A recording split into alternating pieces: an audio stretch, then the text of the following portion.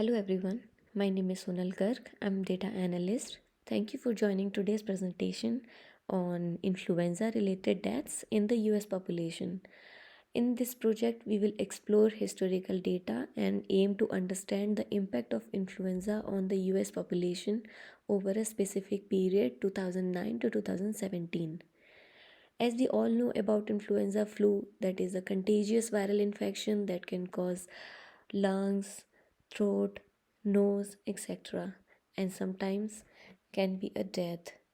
This situation is challenging for medical staffing agencies because they provide workers to clinics and hospitals, and during the influenza season, they have to be sure about understaffing and overstaffing situation. So, we will analyze the influenza deaths to help them for medical staffing as are needed. So first of all, let's answer a couple of key questions to determine where we need to focus. So the first one is, what qualifies a population as vulnerable, and what are the states which are more affected by the influenza virus, and what is the peak season for influenza flu. These are the few questions we need to answer with the help of our analysis. So let's move on to the next part in which we see which population is affected with influenza flu. So in this tree map, I use this scale to represent deaths. The darker the color, the death rates are high. So it's very clear in this tree graph. The age above 65 until the 85 plus years, there are more death rates, and I also use this bar chart to represent deaths by age group, which is the same like a tree map. We can see the death rates are high in these age groups. We can say that more death rates in older population. Maybe the reason is due to more compromised immune system, or just simply being of age where the body has a more difficult time recovering from illness. So that could be the reason why death rates are high in these groups. I would also like to point out one data limitation on the influenza data, that data set obtained from the CDC. So the deaths were suppressed for the most of the age groups where the deaths were below 10 people for each month for the given year range. So we are not sure about these age groups for the death data because we don't have data for these age groups. Let's move on to the next part. Influenza mortality, spatial contribution.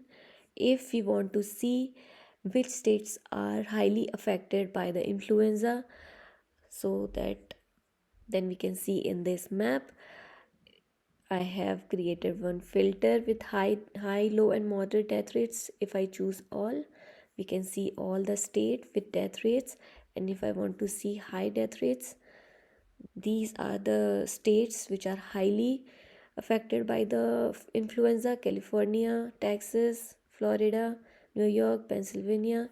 So after analyzing this map, we can clearly say these 5 states are more affected by the influenza, and they need more medical staff and more medical services during the influenza season. And if we want to see flu deaths by month, then I use this bar chart to show deaths by month, and we can clearly see in this bar chart, it is very evident that the deaths peak in January and start to increase from October, reaching high counts in December, peaking in January, remains high for the month of February and March. So the exact timing and duration of flu season can vary from state to state, but we typically see flu activity begins to increase in the fall, with peak months being from December through March. So with this analysis, we can also say this, that medical agency need more staffing and more medical services during this peak season. And the last one is forecast and conclusion. Our main objective is to find out how should we allocate staff. So for this, I wish to make a forecast in which we can see death rate in upcoming years. For example, in California for 2017 and 2018 19, it would remain same. And if you want to see for Florida in 2017 and 2018, it's going to high. So we can make estimate for these five highly affected states, and the expected flu death for the year 2000 remain almost same, slightly higher or lower than 2017, but varying among the different states. So our conclusion for this analysis: the people who are 65 years of age and over are the most vulnerable, and the state with high population have the most flu deaths. And the flu season begins around October with high deaths rates in January and extends till April.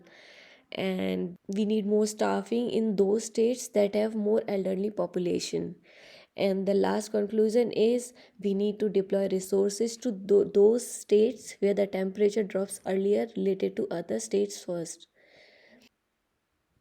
And my recommendations after this analysis, that we should send additional staff to these five states with highest expected flu mortality rate, which we saw in this graph. These are the highest affected state, so we should send additional staff and additional services.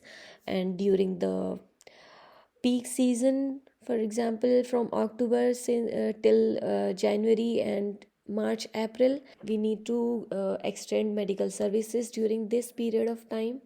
And flu mortality prevention is the most important goal, so we have to make sure everyone is getting vaccination right on time.